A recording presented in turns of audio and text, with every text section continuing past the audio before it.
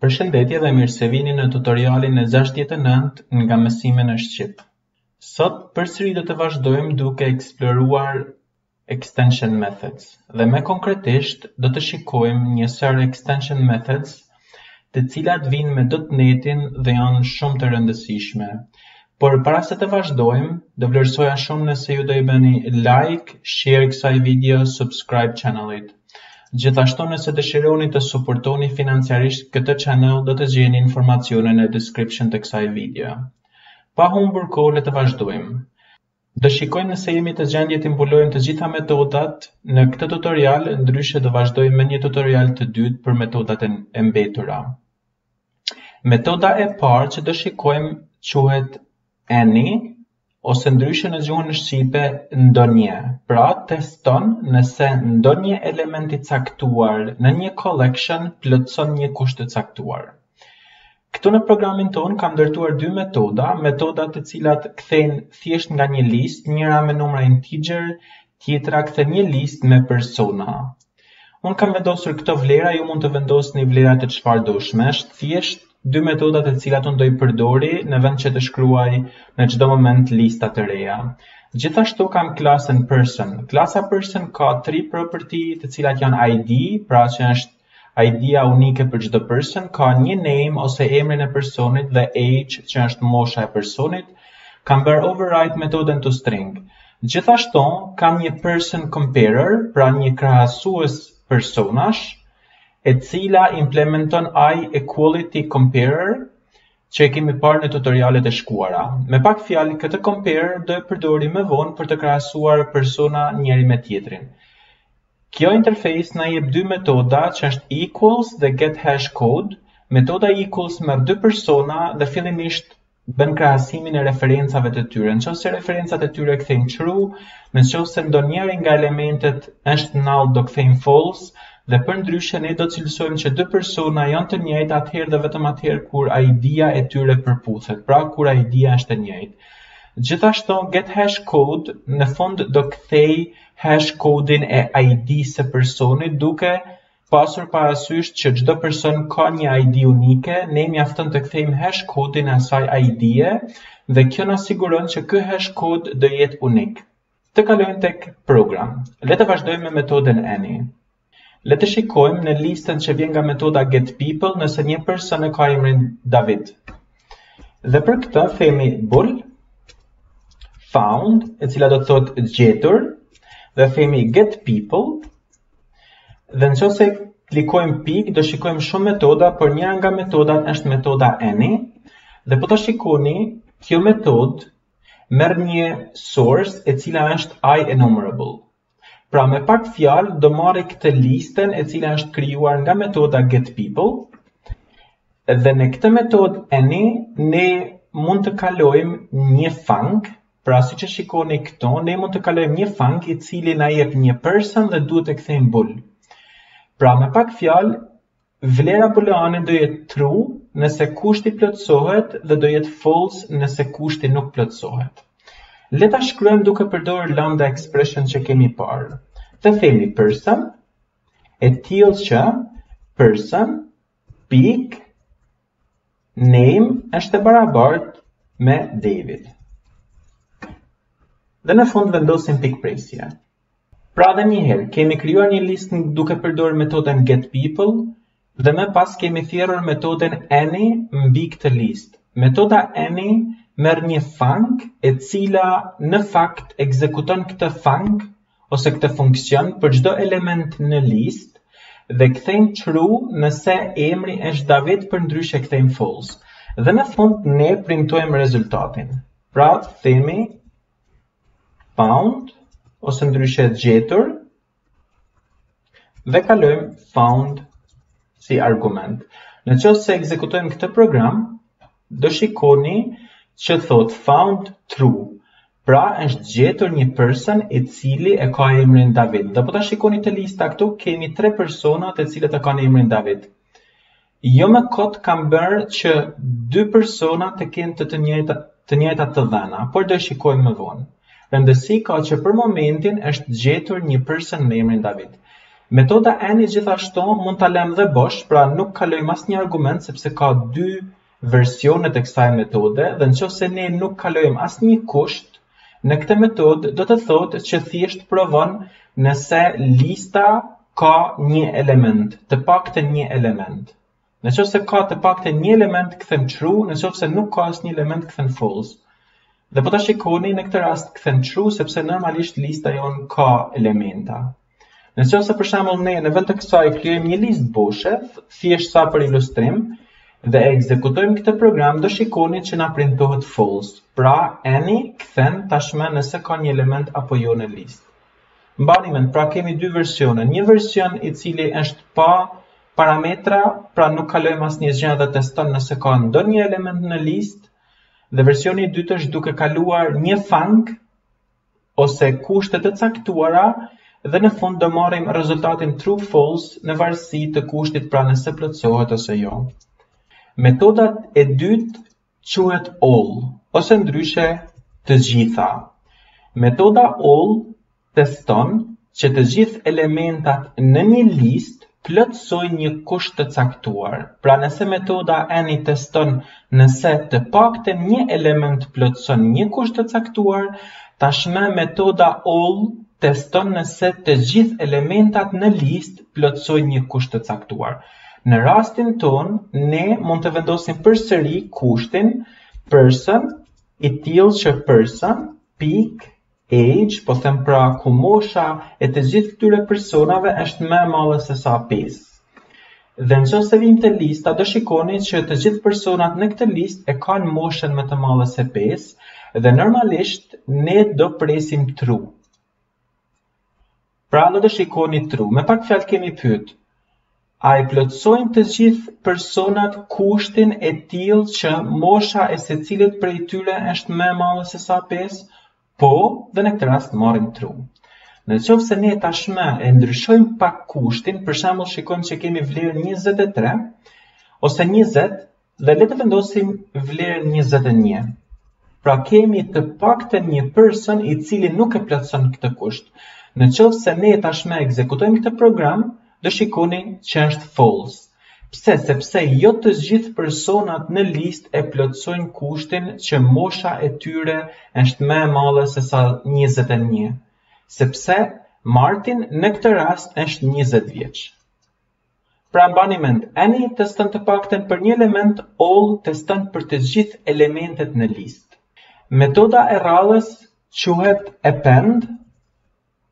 Për momentin nuk po përdori get people, por po përdori metodën tjetër që merr numra. Dhe themi get integers, pik, append, dhe append me pak fjalë shton një element në fund të listës. Pra supozojmë që ne duam të shtojmë një element të caktuar. Dhe çfarë bën kjo metodë? Kjo metodë pastaj na kthen përsëri një i-numerable me integer. Në rastin tonë, me qenë se jemi duke punuar me integer, na kthen një i-numerable me integer. Nëse do ishim duke punuar me, le të themi, float ose double, përsëri do na kthente respektivisht të dhënat e atyre tipeve, duke qenë që kjo punon me generics. Dhe duke qenë që ne na kthen një listë, në fakt nuk është listë, është i-numerable, por ne do e konvertojmë në një listë, unë dua që të gjithë këta elementat t'i printoj. Dhe për këtë, kam krijuar këtë metodën print brenda klasës helper, e cila siç e shikoni është përsëri extension method, dhe kjo metodë do i shërbej të dhënave të tipit i-enumerable, dhe çfarë bëjmë? Thjesht do bëjmë një for each mbi secilin element duke e printuar në konsol. Pra, mbi këtë rezultatin që kthen metoda append, tashmë ne mund të thrasim metodën print. Metoda print në fund na kthen void, thjesht do printoj ato rezultate në ekran. Tani është rasti që ju shikoni që extension methods mund të lidhen njëra me tjetrën. Pra siç e shikoni fillimisht thrasim metodën e parë, marrim një rezultat, thrasim metodën e dytë, etj. Pra mund të thrasim shumë metoda të cilat janë të lidhura zinxhir njëra me tjetrën. Nëse tashmë ekzekutojmë këtë program, ju do shikoni që do printohen të gjithë elementat që janë gjeneruar nga metoda getInteger plus elementin që kemi shtuar ne duke përdorur metodën append, që në këtë rast është 1, 2, 3, 4. Pra, ky është elementi i fundit dhe siç mund ta shikoni, ky element është i renditur në fund të kësaj liste. Metoda e kundërt e append është prepend. Pra, ajo nuk e shton elementin në fund të listës, por e shton elementin në fillim të listës. Le ta shikojmë si funksionon. Nëse ne tashmë ekzekutojmë programin, do shikoni që elementi jonë është shtuar i pari dhe jo i fundit. Metoda tjetër e radhës që do shikojmë quhet average ose ndryshe mesatarja. Pra, gjejmë mesataren e vlerave të caktuara. Fillimisht, le të gjejmë mesataren e numrave që kemi në këtë listë. Dhe themi double average është e barabartë me këtë shprehjen që vjen pastaj dhe këto duam ta fshijmë deri në fund dhe themi average. Të rregullojmë këtë typo, kemi një problem të vogël dhe çfarë ndodh? Ndodh që do marrim mesataren e listës me integer që kemi krijuar. Pra, kjo metodë average është overloaded, ka disa versione, ka një version për secilën nga intrinsic data types, pra si që janë integer, double, float, long, etj, por ka dhe një version që do shikojmë pastaj. Në rastin ton, average normalisht kthen double sepse mesatarja mund të jetë një numër me presje. Dhe çfarë bëjmë? Thjesht printojmë këtë mesatare në ekran. Dhe nëse tashmë ekzekutojmë këtë program, do shikoni që mesatarja e numrave në listë është 73.14 etj. Mirë po, metodën average mund ta përdorim dhe me kusht. Pra, mund të kalojmë një lambda expression. Për shembull, kemi një pyetje, të gjejmë moshën mesatare të gjithë personave që ndodhen në këtë listë. Dhe në këtë situatë ne mund të themi get people, vendosim average dhe këtu tashmë kalojmë kushtin dhe themi person, i tillë që person peak age. Pra, në këtë rast kemi thënë me jep të gjithë personat nga lista dhe pastaj gjej mesataren, dhe ta korrigjojmë këtë, gjej mesataren e moshës së cilit person. Metoda average përsëri, siç e shikoni, merr një func, pra na jep një person në këtë rast, dhe ne duam t'i kthejmë një integer, sepse ai llogarit mesataren e këtyre vlerave integer. Dhe çfarë integeri duam t'i japim ne? Duam që t'i japim moshën e secilit person. Dhe me pak fjalë, marrim moshat e të gjithë personave, ja japim metodës average, metoda average pastaj bën llogaritjen e saj dhe na kthen këtë variablin të quajtur average, të cilin ne pastaj e printojmë në ekran. Në këtë rast, ju do shikoni që mosha mesatare të gjithë personave është 30.5. Pra, siç e pat, metoda average mund të përdoret në dy forma. Metoda e radhës është metoda concat, dhe ta shohim në veprim. Concat, dhe ta hesim të pjesën e shprehjes dhe të përdorim përsëri get integers për lehtësi.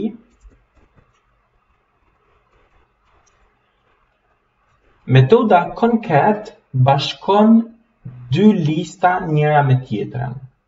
Pra, me pak fjalë, nëse bëjmë hover, do shikoni që merr një listë tjetër si parametër dhe në fund na jep një listë. Pra, merr dy dhe kthen një, dhe këto dyja i bashkon bashkë. Nëse ne tashmë kalojmë një new list, në këtë rast, le të themi kalojmë disa vlera të çfarëdoshme, në fund ne kjo metodë na kthen një enumerable me integer, të cilin përsëri mund ta printojmë në ekran duke përdorur metodën print. Nëse ne tashmë do të ekzekutojmë këtë program, do shikojmë që na printohen të gjitha vlerat që vijnë nga metoda më poshtë, plus këto vlerat që kemi shtuar. Le ta ekzekutojmë programin. Dhe ja, siç e shikoni, vlera 78 dhe 45 janë printuar të fundit. Pra, këtë gjë në fund të listës së parë, shton listën e dytë dhe na kthen një listë të tretë e cila përbëhet nga bashkimi i elementave të dyja listave. Mirë po, veçantia e kësaj metode është që nuk i heq elementat e duplikuar. Për shembull, kemi një element -1 tek lista e parë, një element -1 tek lista e dytë. Nëse ne ekzekutojmë përsëri, do shikoni që -1 është printuar dy herë, pra nuk i heq vlerat e duplikuara. Metoda e radhës është union. Metoda union është shumë e ngjashme me metodën concat, por thjesht hes elementat e duplikuar. Pra bashkon dy lista, na jep një listë të tretë, duke hequr elementat e duplikuar nga këto lista. Nëse ne ekzekutojmë këtë program, ju do shikoni që elementi -1 është hequr nga lista e dytë, sepse ai është prezent në listën e parë. Pra ndryshimi vetëm midis concat dhe union është sepse concat nuk i heq elementat e duplikuar, ndërsa union heq elementat e duplikuar nga lista e dytë. Metoda e radhës që do shikojmë quhet count, pra na jep mallsinë e listës. Nëse ne tashmë vendosim count dhe vendosim metodën këto, vendosim int count dhe e printojmë këtë vlerë, themi count, do shikoni që do na jap vlerën ose mallsinë e kësaj liste. Pra kemi 7 elementa. Mirë, po kemi edhe një version tjetër që na jep mallsinë e listës sipas një kushti të caktuar. Pra mund të kalojmë një lambda expression. Për shembull, vjen pyetja: më gjej sa është numri i personave në listë që kanë emrin David. Dhe në këtë rast, çfarë bëjmë? Thrasim metodën get people dhe tek metoda count ne kalojmë një kusht, themi person i tillë që person pik name është e barabartë me David. Dhe nëse tashmë ekzekutojmë programin, ju do shikoni që printohet treshi. Pra me pak fjalë na del që kemi 3 elementa në këtë listë me emrin David. Pra gjithmonë nëse dëshirojmë të gjejmë mallsinë e listës me një kusht, përdorim këtë version. Metoda e radhës quhet distinct. Kjo metodë heq elementat e duplikuar. Pra, le të marrim për momentin ta komentojmë këtë, se do e përdorim pastaj, dhe themi get integers peak distinct.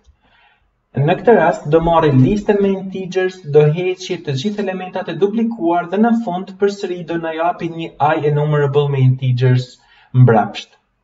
Le të shtojmë një element të duplikuar, për shembull elementin bysh, dhe nëse tashmë e printojmë këtë listë, ju do shikoni që elementi dysh do shfaqet vetëm një herë.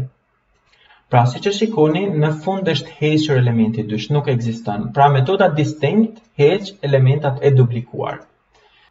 Mirë po, metoda distinct ka dhe një version të dytë ku mund të kalojmë një comparer, pra një krahasues. Çfarë duhet të them me këtë? Për shembull, themi gjej personat me ID unike në listën e personave. Në rastin tonë, siç mund ta shikoni, David është duplikuar, pra kemi 2 herë, me të njëjtën moshë, me të njëjtin emër dhe me të njëjtën ID. Dhe në rastin tonë themi get people, distinct, dhe si që shikoni, distinct pret një I equality comparer, dhe ne e kemi krijuar një të tillë këto. Pra kemi krijuar një person comparer i cili na shërben pikërisht për këtë gjë. Le ta heqim pjesën e parë sepse për momentin nuk na duhet dhe themi new person comparer dhe kjo metodë distinct përsëri na kthen një I enumerable me persona dhe në fund themi print. Pra i printojmë ata. Dhe në këtë situatë ne do shikojmë që elementi David nuk pasqyrohet 3 herë, por pasqyrohet 2 herë. Pra në momentin kur është duplikuar njëri nga elementat hiqet. Nëse klikojmë start, do shikoni që njëri nga elementat David është hequr. Dhe për ta vërtetuar këtë më mirë, nëse shkojmë tek klasa person, mund të pasqyrojmë dhe ID-n, dhe themi ID, dhe nëse tashmë ekzekutojmë këtë program, do shikoni që ID-t janë unike. Pra nuk është, për momentin mendoj që për këtë tutorial mjafton që të sqarojmë këto metoda dhe do vazhdojmë në tutorialin e radhës me metodat e tjera. Kjo është e gjitha çfarë kemi përgatitur për këtë tutorial, bashkë mirupafshim në tutorialin e radhës.